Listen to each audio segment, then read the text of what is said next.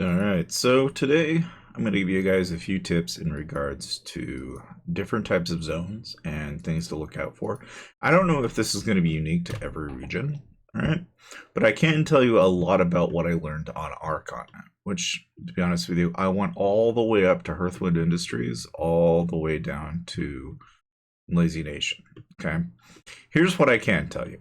Okay, so like this blue looking territory you've got here, this is what we call tier 4 territory. Okay, anything with this dark blue color, you're going to find a lot of tier 4 rocks and a lot of that kind of thing. Okay, so you may be wondering then, what about like tier 4 clay? Yeah, you'll find tier 4 clay. What about Elvar? Yes, you'll find Elvar and stuff like that. But what I did find in all of my travels, and I'm literally not even kidding, I probably went from this side to this side, and I just kind of gave a general look over this whole region. And you can see I kind of sliced it, right? So right here, you may be thinking, is this tier 3 region zone? It's kind of a darkish green. You know, you start off with this yellow, almost kind of a light green. Well, this is tier 1, this is tier 2. But then you're wondering, well, hold on a minute. You went from tier 2 to tier 4. Yeah.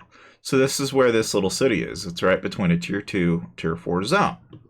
So I was like, okay, well, then where's the tier 3? Well, okay, so you go up north, and eventually, if you get to an area called the Chilling Place, you get this interesting color change that happens when you get to about here. And you may be wondering, well, then hold up, hold up, hold up. What is all this? And weirdly enough, right, when you get to about up here, it's not the same color. So you see how this is kind of a more of a mild dark green, and this turns into more of an olive green. This olive green is what we call the tier 3 regions. So these are going to have your tier 3 trees. It's going to be abundant in trees. You're going to have a lot of like your muras, your emariums, and stuff like that. Now, I will tell you that in my journey, at least in my region, I did discover there is actually a snow biome too. And you find that actually, weirdly enough, when you get to about here. So again, it goes from this olive green color to this. So it's almost gray, but literally this is the tier 3 biome.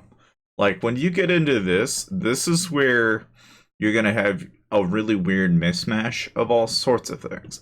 And I'm not gonna say you won't find it in areas like over by over here, because you'll find that kind of stuff in this biome, but by the time you get to here, it's a whole different animal. Like this whole region has its own, and weirdly enough, right? Every region has its own flavors. Like if you get out here in the snow biome, there's something called cooling teas that you want to produce, because in order to get through this biome, it's actually one of the few places where you'll die if you don't have warm clothes. Like you try to walk through there and you'll start taking a tick of damage every second you're walking in it. Now, weirdly enough, it's specifically right about there. There's an emarium cave. Now, you'll want to look for two things if you're in the tier 3 to tier 4 regions, which is there's something called an Elvayrin cave, and then there's emarium caves. And you're not going to find them very often. I honestly went through a gigantic amount of like territory to try to find these caves. Like Fairlift caves, right? You start out as a miner looking for these, and they're pretty abundant. But then when you get to tier 2, tier 3, tier 4, all of a sudden they start to drop like water, that you almost never find them. So long story short, right, you'll find your tier 3 stuff up in this area here, but basically, right, there's an Elvayrin cave that starts up here in the Hearthwood Industries region, which is specifically right around this area. And again, if you're wondering, where are you on the map? I don't see you when I press M. Literally just go to the very, very tippity top of the map and then go left, and that's about the general region that I'm in. Weirdly enough, right, I can only give you what I know in my region, or rather in the specifically to Elvayrin region, right, which is north 55490 1318. Like what I can tell you, right, is that when you get up into this region, snow biome, you're gonna have like tier 9, tier 8, variety of rocks and stuff like that. I will say that when you're in like the Mid-Moria region, which is your olive tier 3 area, you will find a lot of tier 5 mining nodes with Raythium out and about in that region if you're looking for it. Your tier like 5 a lot of your tier 5 like foraging and stuff like that, like when it comes to mushrooms to or even tier 6 stuff, is all going to be in this region up here, where you're going to find it in this almost kind of, I wouldn't call it a swamp, but it's pretty close. Like it's very, like it has a whole different atmosphere. It changes when you actually step on the tile. It's a little jarring at first, but that's like generally what it's like when you're there. If you go all the way to the top though, completely different situation. Like especially in this area where you've got like tier 6, 7 hunting. You've got like oxen, you have like various different types of plants. You've got like tier 9, tier 10. As far as like actually like, well, that's something also to be said is like in this region, you'll find tier 9 and tier 10 trees from time to time. Of course, if you go over here, this is one of the few places where I ran into tier 9 ancient thorn. So this region here is kind of unique, and it's got a whole different color to it too. Like this region appears right by an ancient temple. So if you ever happen to be looking for one, this is an ancient temple up here. But this region up here actually has like tier 9. And again, I think a large chunk of what a lot of this game is going to be is exploration. Like generally speaking, you might find like say tier 4 rocks, for example, and look for Elvenar and can't find it. But if you go up north, you'll find your tier 4 trees and some Elvenar. So there's a lot of like reasons why you'll actually want to do trade between regions. And to do trade between regions is kind of tough when you may have your city, say like in Port Taverna, for example. It's a long distance to get to any of these regions, right? But what I can say is that like when I was out and about, I did discover that when you cross continent, that is to say, okay, you go from like Elvayrin and then go to say Solivinar, and we go down here. If you go down to the Lazy Nation and you go to the very tippity tip of this little horn here, and you go, I think it's approximately around here, there's an Elvenar cave. And literally the time to travel between, say, going via skiff this way, from here to here, is literally faster than having going from all the way over here, all the way up here, because that's the only other place I could find tier 4 Elvenar. It's kind of a tricky beast, to say the least.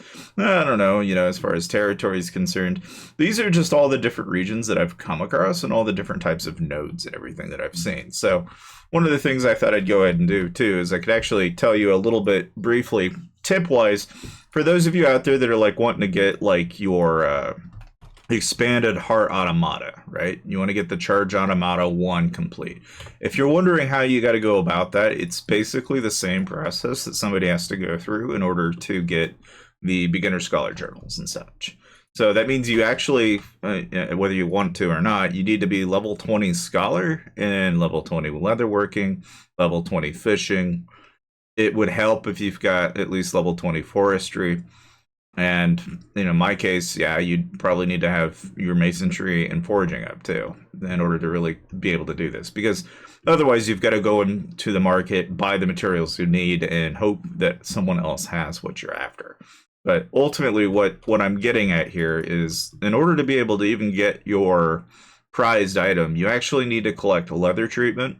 Now, you may be thinking, well, how do I go about getting leather treatment? Well, it's as simple as literally you just have to go get Braxite, which you get from your tier 1 pebbles. So, like at Follow Shade in my region, which is most ancient cities, like your starting towns, will have limestone formations. You want to collect all the Braxite that you get from those, because for every one of those Braxite, 2 fish oil, which again, you can pick those up just by fishing in nearby areas.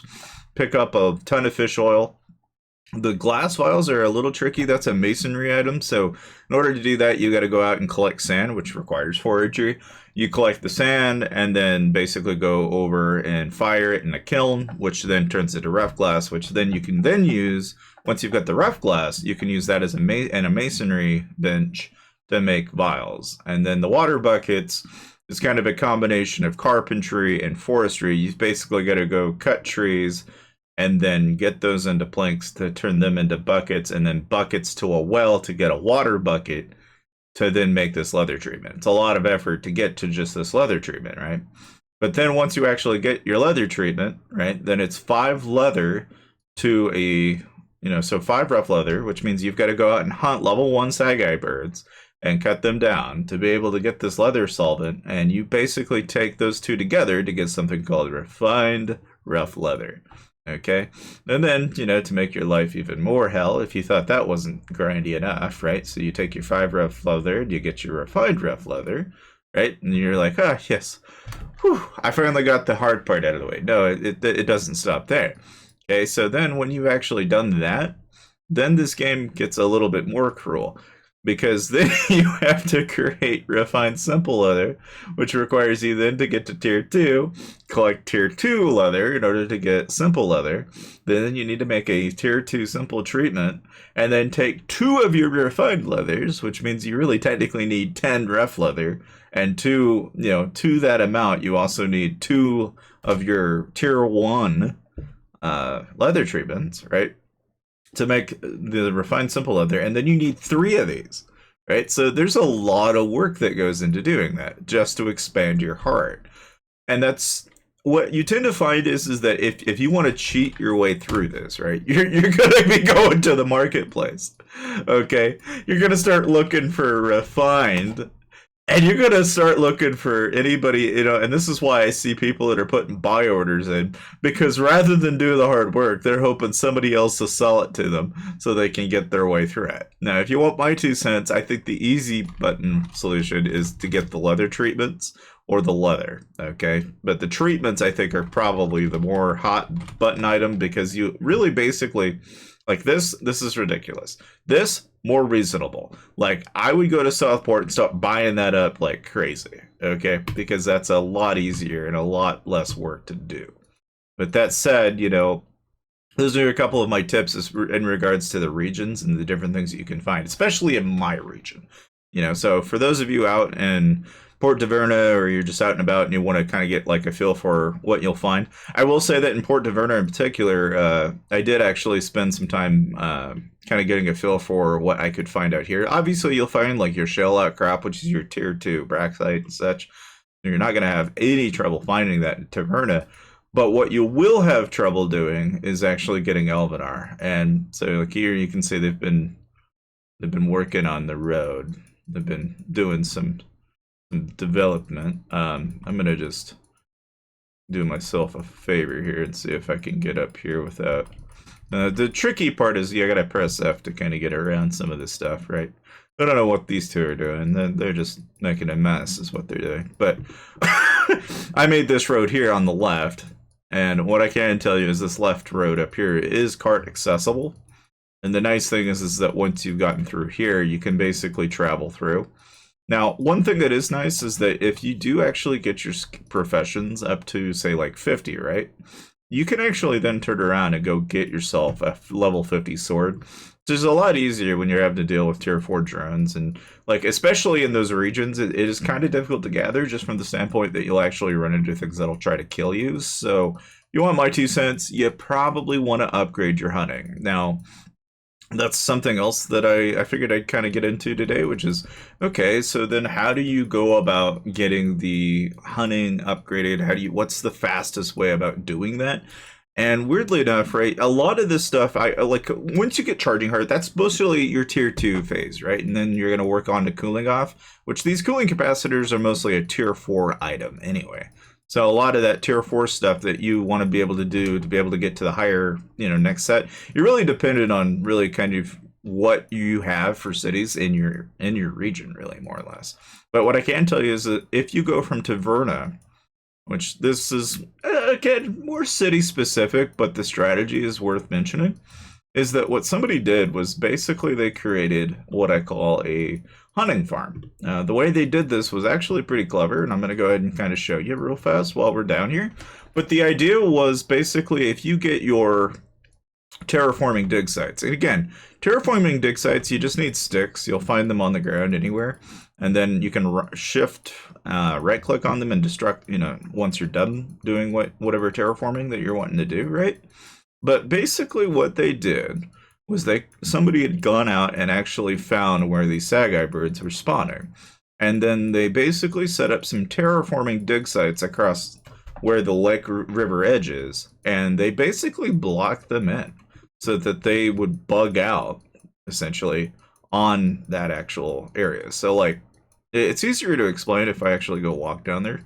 So once we get there, we'll I'll be able to show you with your own two eyes what exactly they did. But the other thing too is you also don't want to kind of neglect your, and again, I say this over and over and over, but like if you want to actually make ends meet and do well, you don't want to ignore like grabbing hardened shells, chittens, and jackal fangs. The Slayer profession will give you so much in terms of what you'll actually get on a payout that it's actually kind of nuts. Like it's well worth it in the grand scheme of things, just for what you gain in terms of, you know, the hex coins that come off it. Like it's pretty worth what you get in return.